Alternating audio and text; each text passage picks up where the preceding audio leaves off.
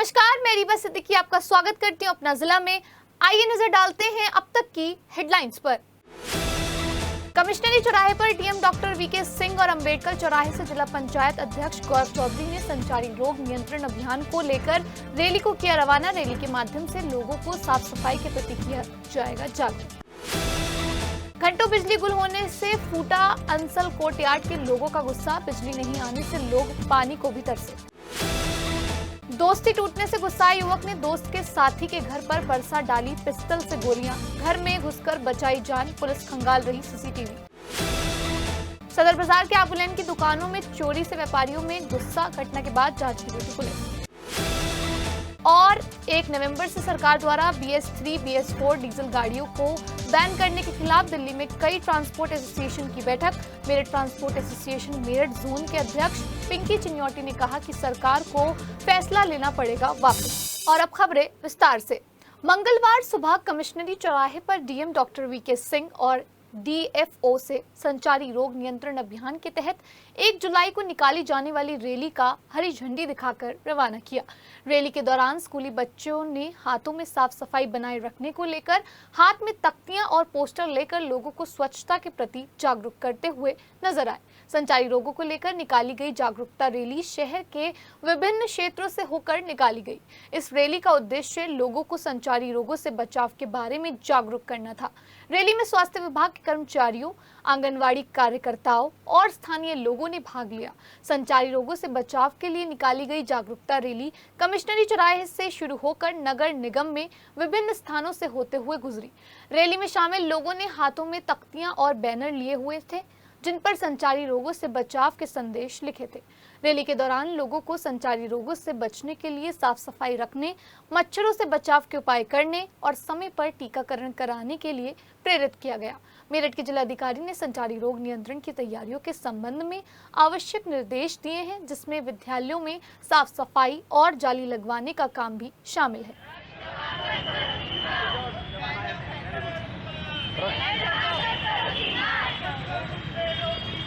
वहीं अंबेडकर चौराहे पर CMO डॉक्टर अशोक कटारिया, जिला पंचायत गौरव चौधरी और CDO नुपुर गोयल ने संचारी रोग नियंत्रण अभियान के तहत रैली को हरी झंडी दिखाकर रवाना किया। इस दौरान रैली निकालने से पूर्व सभी ने स्वच्छता बनाए रखने की शपथ ग्रहण कराई। बता दें कि इस अभियान के तहत स्वास्थ्य विभाग द्वारा 12 अन्य विभागों के सहयोग से घर घर जाकर लोगों को संचारी रोगों के बारे में जागरूक किया जाएगा। यह अभियान 31 जुलाई तक चलेगा, जिसमें 15 जुलाई से 31 जुलाई तक दस्तक अभियान भी चलाया जाएगा, जिसमें आशाएं और आंगनवाड़ी कार्यकर्ता घर घर जाकर लोगों को जागरूक करेंगे।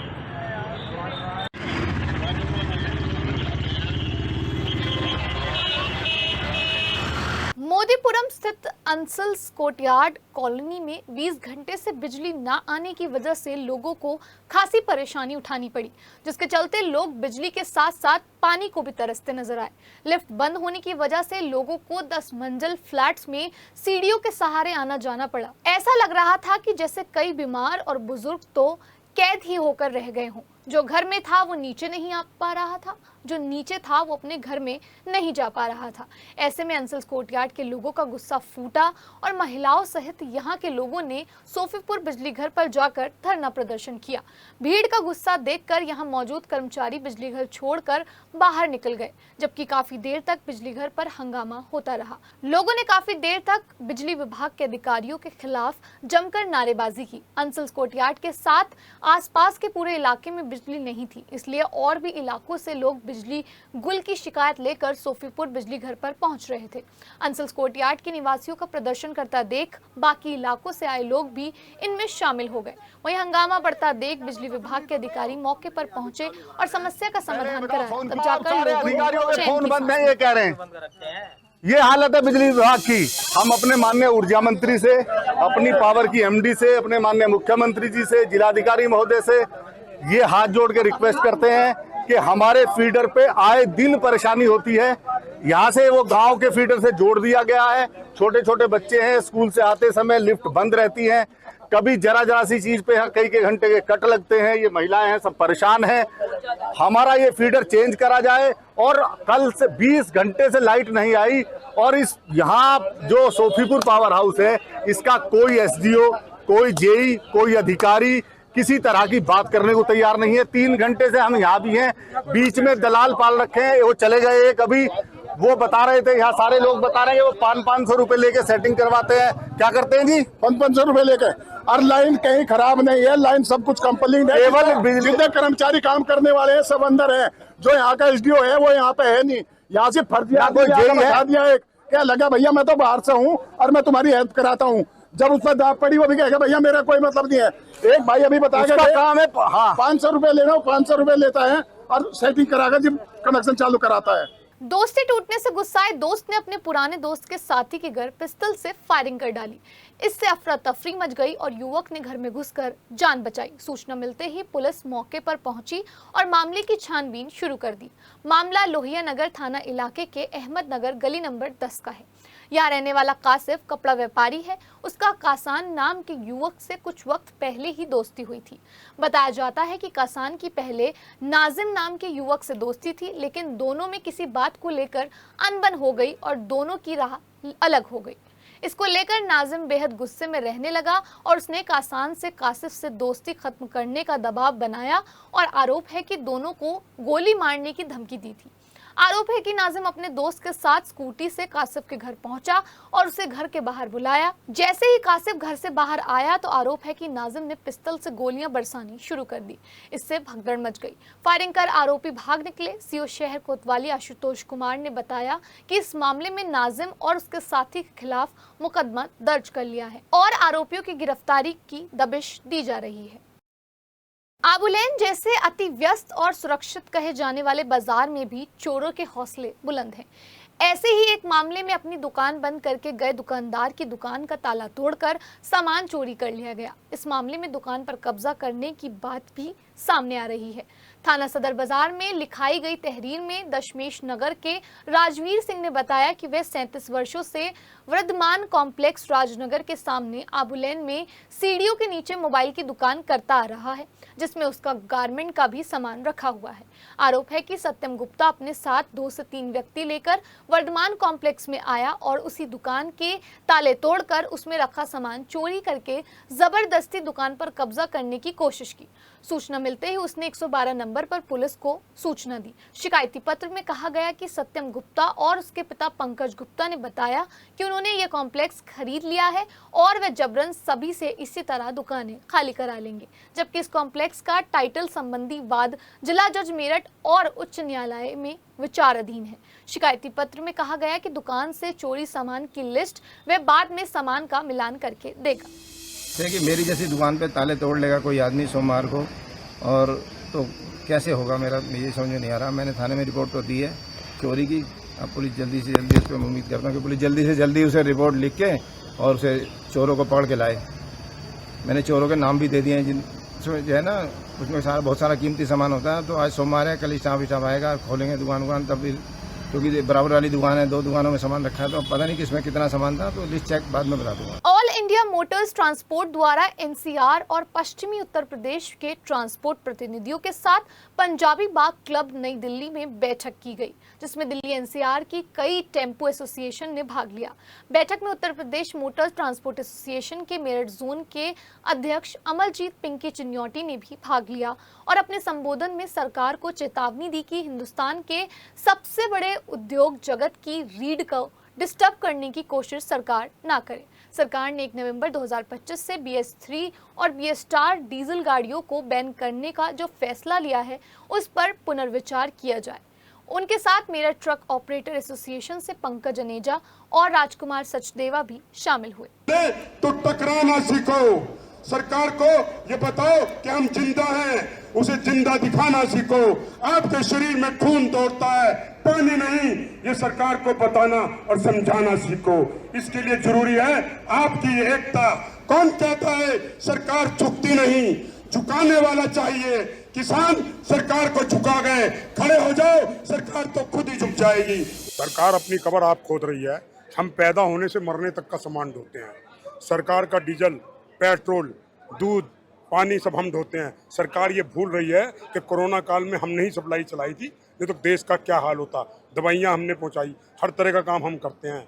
इस देश को जो हम चला रहे हैं ये हमारे राष्ट्र जो चल रहा है ट्रांसपोर्ट के कंधे पे चल रहा है। अब सरकार बात करती है 10 साल पुराने ट्रक की, BS4 की, सरकार ये भूल जाती है कि 10 साल में ट्रक अपनी कीमत नहीं निकाल पाता। एक ट्रक का 10 साल का खर्चा 1 करोड़ 20 लाख रुपए है। 1 करोड़ 20 लाख का मतलब ये हुआ कि ट्रक को 1 लाख रुपए महीना कमाना है। ट्रक लोकल चल रहा है, रैक पर चल रहा है, शुगर मिल में चल रहा है, वो कहाँ से 1 लाख रुपए महीना कमा लेगा? सरकार की शुगर फैक्ट्रियां, सरकार के रेलवे के रैक सारे खड़े हो जाएंगे, सरकार को अपने आप होश आ जाएगा। एक तरफ सरकार कहती है कि ट्रांसपोर्ट का खर्चा 14% पे लाओ, कम 14% से कम करो। कैसे कम हो जाएगा जब आप नए नए ट्रक लाने को कहेंगे? बताएं यूरोप के और हिंदुस्तान के या दुनिया के किसी देश में 10 साल यूरो 4 बंद है, उस देश का नाम बताएं। सरकार कहती है कि ट्रक धुआं फैलाता है, सरकार गलत कहती है। धुआं ट्रक नहीं, इंजन फैलाता है। सरकार इंजन चेंज कराए कंपनियों से, क्या क्या ऑटोमोबाइल कंपनी से। ये समस्या है कि ऑटोमोबाइल कंपनी को क्यों सरकार उठाना चाहती है, ट्रांसपोर्टरों को क्यों फेल करना चाहती है। अगर ट्रांसपोर्टर फेल हुआ तो सरकार खुद ब खुद फेल हो जाएगी। जय हिंद, जय भारत। सारा काम ठप हो जाएगा। हम लोग कितना टैक्स देते हैं गवर्नमेंट को? पहले गाड़ी खरीदते हैं उस पर 22% टैक्स, उसके बाद रजिस्ट्रेशन पे टैक्स, उसके बाद रोड टैक्स, फिर इंश्योरेंस कराते हैं उस पे टैक्स, टैक्स पे टैक्स, टोल टैक्स, फिर उसके बाद इनकम टैक्स। इतने टैक्स देते हैं। अगर गवर्नमेंट ने ये कदम उठाया तो गवर्नमेंट खुद का खुद फेल हो जाएगी। टोल टैक्स इतना ज़्यादा बढ़ा दिया गया है जो कि एक ट्रांसपोर्टर के लिए, गाड़ी वाले के लिए भरने के लिए बहुत डिफिकल्टी आ गई है। हर 25 किलोमीटर बाद टोल टैक्स लग गया है।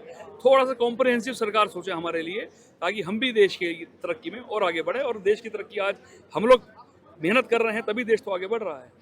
और सरकार कह रही है कि 14% से कम ट्रांसपोर्ट कॉस्ट होनी चाहिए, वो बिल्कुल आएगी। सरकार अपने टोल कम करे, गाड़ी की बेसिक कॉस्ट कम करे, गाड़ी पे 28% जो GST ले रही है उसको कम करे, तो गवर्नमेंट ऑटोमेटिक, जब मोटर व्हीकल आगे बढ़ जाएगा तो ऑटोमेटिक सरकार बढ़ जाएगा। गवर्नमेंट जो है रोड बना रही है, जितनी ज़्यादा रोड बना रही है हम उसकी सराहनीय कार्रवाई के लिए उसको धन्यवाद कह रहे हैं। बस एक निवेदन है, रोड बनाए, अच्छा बनाए, लेकिन थोड़े ट्रांसपोर्टर को कोऑपरेट करे, टोल टैक्स कम लगाए, टोल टैक्स की इम्प्लीमेंटेशन कम करे और सुविधाएं थोड़ी सी ट्रांसपोर्टर के लिए अच्छी दे।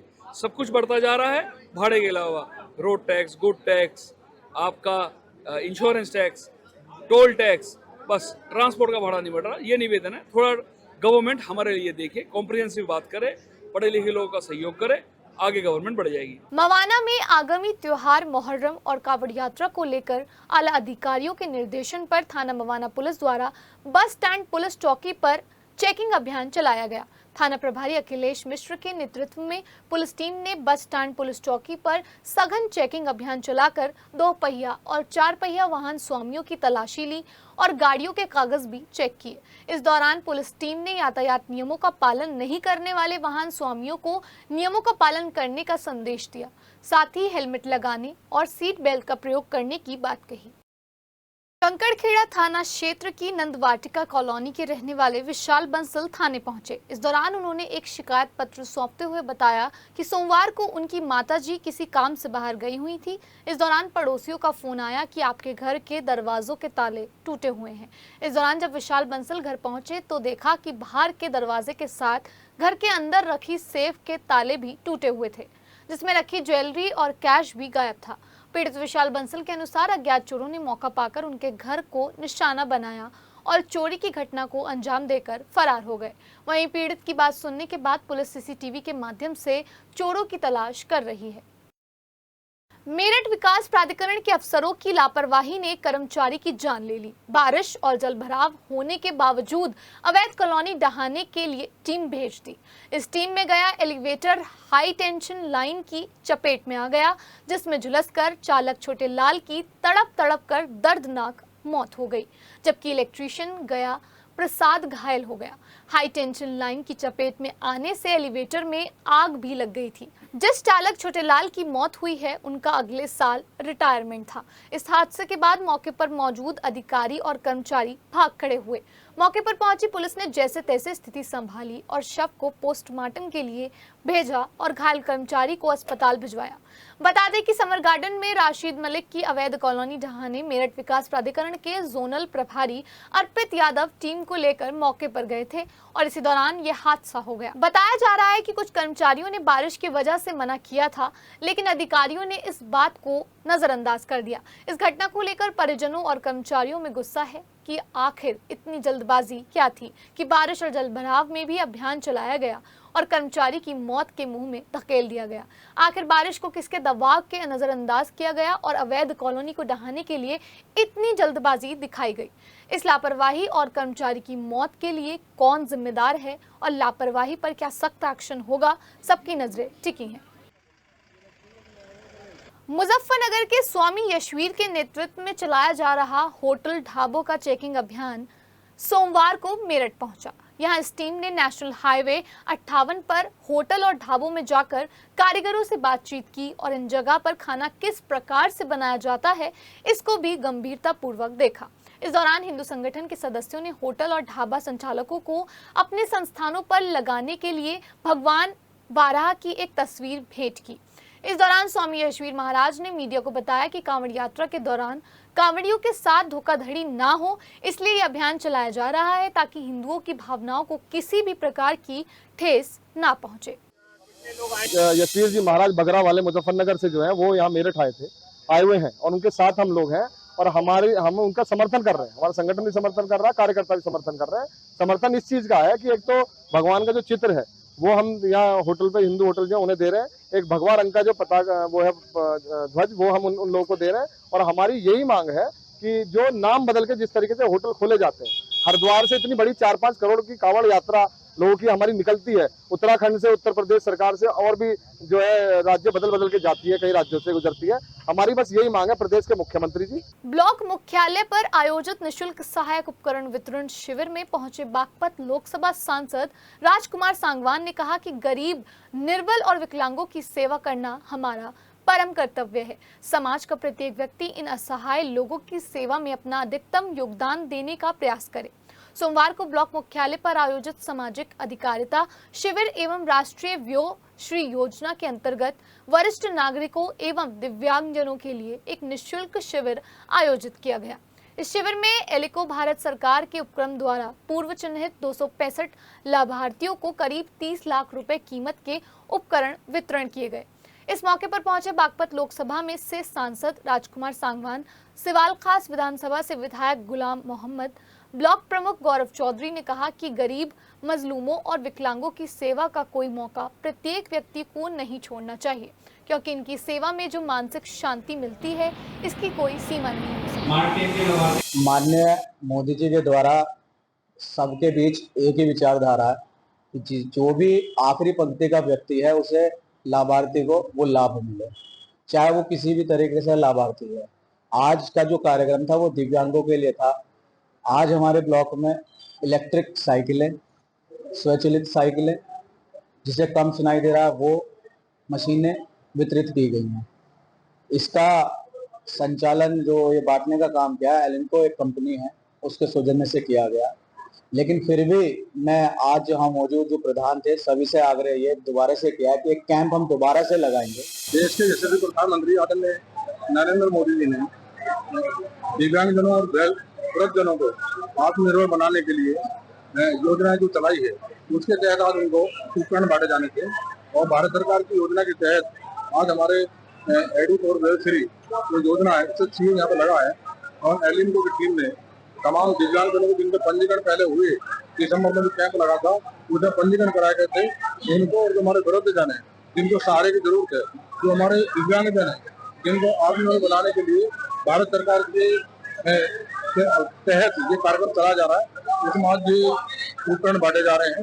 इसी उसमें आज हम सब यहाँ इकट्ठा, हमारे जो सिवाल खास विधानसभा का रोहटा ब्लॉक, सरूरपुर ब्लॉक और हमारा जाननी ब्लॉक, तमाम इसके जो पंजीकृत हमारे लाभार्थी हैं उनको आज ये उपकरण बांटे गए हैं। मैं सभी को धन्यवाद भी देना चाहता हूँ, सबको शुभकामनाएं जिनको ये आज इस योजना का लाभ मिला है।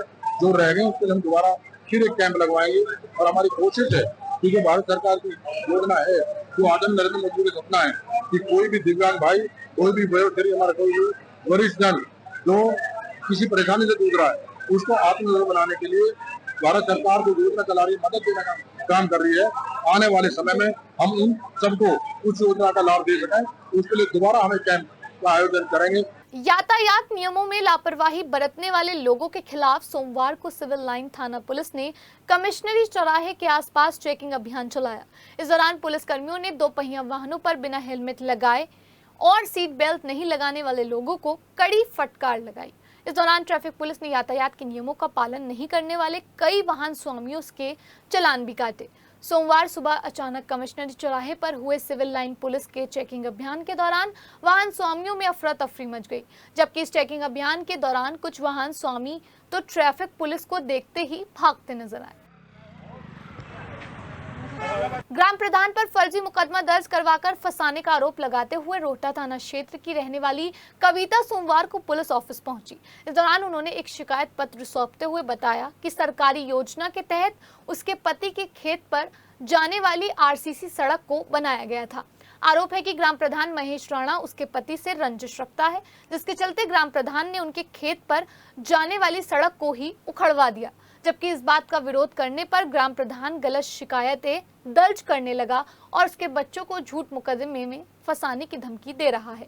वहीं पीड़िता की बात सुनने के बाद जन सुनवाई कर रहे अधिकारियों ने मामले की जांच कर उचित कार्रवाई करने का आश्वासन दिया है। हमारे प्रति, हमारे बच्चों के प्रति, मेरे बच्चे नेशनल खेलने, उनका खिलाफ मुकदमा लिखना चाह रहा फर्जी, पर ग्राम प्रधान का हमारा जेसीबी से उन्हें हमारी सीसी रोड तोड़वा दी थी, जिला पंचायत से बनी हुई है, और उसे तोड़वाने के बाद कोतवाल साहब ने उसके खिलाफ एफआईआर करी है। एफआईआर हो चुकी है, उसके मुकदमा कायम है उसके खिलाफ। अब वो हमारा चौकी इंचार्ज साहब से मिलकर हमारे बच्चों के खिलाफ मुकदमा लिखाना चाह रहा है। बार बार प्रेशर डालता है जो चौकी इंचार्ज साहब ने फूट के, और कई बार हमारा उत्पीड़न करा, कभी फोन करके कभी कुछ तो जेल भेज दूंगा, कभी तुम्हारे पास मुकदमा करा दूंगा। तो हमारे खिलाफ फर्जी मुकदमा करना चाहता हमारे बच्चों के खिलाफ। वहीं नगर निगम की सफाई इंस्पेक्टर ऋषिपाल सिंह, सुपरवाइजर अंकित और अरुण नामक युवक पर मारपीट करने का आरोप लगाते हुए सोमवार को रेलवे रोड थाना क्षेत्र के रौनकपुरा के रहने वाले महेश कुमार पुलिस ऑफिस पहुंचे। उन्होंने बताया कि बीती 28 जून को उनके घर के पास नगर निगम का सफाई इंस्पेक्टर ऋषिपाल सुपरवाइजर अंकित के साथ सफाई करवा रहा था। इस दौरान जब महेश कुमार ने सफाई इंस्पेक्टर से अपने क्षेत्र में सफाई नहीं होने की बात कही, तो आरोप है कि सफाई इंस्पेक्टर ऋषिपाल और सुपरवाइजर अंकित और एक अन्य युवक अरुण ने उसके साथ गाली गलौज कर दी, जिसका विरोध करने पर इन लोगों ने महेश कुमार और उनके बेटे के साथ मारपीट कर डाली, जिसमें वे गंभीर रूप से घायल हो गए। वहीं मामला संज्ञान में आने के बाद पुलिस अधिकारियों ने जांच कर कार्रवाई का आश्वासन दिया है। रोड पर हमारे पिताजी जो हैं 28/6/2025 को रोड पर आ रहे थे, तो वहाँ पर एक जो है क्या नाम है उसका ऋषिपाल जी नाम है, ऋषिपाल जी इंस्पेक्टर हैं, वो खड़े हुए थे। उनके साथ में एक सुपरवाइजर है अंतिम, वो हमारे एरिया के रहने वाले हैं। तो पिताजी का सिर्फ उनसे इतना सा कहना था कि भाई साहब नगर निगम में अचानक से कैसे सफाई होनी शुरू हो गई, हमें तो पैसे देकर सफाई करनी पड़ती है। तो इतनी सी बात को लेकर उन्होंने ये कहा कि तू ये जो हमारे खिलाफ में कंप्लेंट देता है, ये करता है वो करता है, हम कोई कंप्लेंट नहीं देते। मोहल्ले की स्थिति बहुत ज़्यादा ख़राब है, आप वहाँ पर जाकर देखिए, नाले बिल्कुल डूबे पड़े हैं, कोई बच्चा गिर जाए, कुछ हो जाए, छोटे छोटे बच्चे वहाँ से निकल के जा रहे होते हैं। तो हमने इसी चक्कर में केवल एप्लीकेशन दी है, क्योंकि मोहल्ले में पढ़े लिखे लोग हैं, हमारे पास में आ जाते हैं लोग एप्लीकेशन लिखवाने, और जितनी भी हमारे पास एप्लीकेशन है वो हमने समस्त मोहल्लावासी के नाम से दी हुई है। मैंने इंडिविजुअली कोई भी एप्लीकेशन किसी को नहीं दी है, कि मेरी कोई इंटेंशन है कि मेरी उनसे कोई खुंदक है जो मैं उनसे खुंदक निकाल रहा हूँ। क्या घटना हुई है? घटना ये हुई है कि रोड पर जब ये जा रहे थे तो मेरे भैया ने ये पूछा कि आप हमारे खिलाफ एफआईआर किस चीज़ की कराएंगे। पूरे देश में स्वच्छ भारत अभियान की कैंपेनिंग चल रही है, मोदी जी हैं हमारे, आदित्यनाथ है, क्या नमस्कार, योगी आदित्यनाथ जी हैं, सब लोग कह रहे हैं कि अपने आसपास सफाइयाँ रखें। हम केवल सफाई के लिए कहने के लिए गए, तो उसके बाद में इंस्पेक्टर से मैंने कहा भाई कोई बात नहीं, हमें कोई एप्लीकेशन नहीं देनी, हमें कुछ नहीं कर रहा, मैं अपने परिवार को केवल लेने के लिए आया था। उसी भीड़ में से लोग निकले, उन्होंने मेरा गिरबान पकड़ा कि तू वकील है। गिरबान पकड़ने के बाद मेरे मुंह पर अनगिनत रैपट मारे हैं, जिसका देखिए मेरा पूरा मुंह फटा पड़ा है। अपना जिला में फिलहाल इतना ही, हमें दीजिए इजाजत, नमस्कार।